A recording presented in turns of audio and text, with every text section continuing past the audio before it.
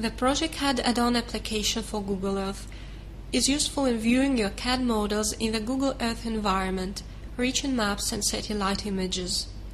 This tool allows you to import in the DWG file a Google Earth image that shows the location of your project and its geographical coordinates.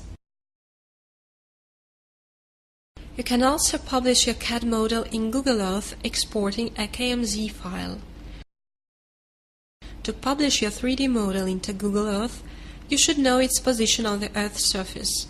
The easiest method to find it is firstly to import a Google Earth area view into progeCAD. To import the current Google Earth view into progeCAD, start Google Earth and zoom to the location on the Earth's surface you want to put your model in. Start progeCAD and open your File 3D in the Plan view. From the add-on menu, select Google Earth, import GE image. To publish 3D DWG data to Google Earth. From the add-on menu, select Google Earth, publish KML.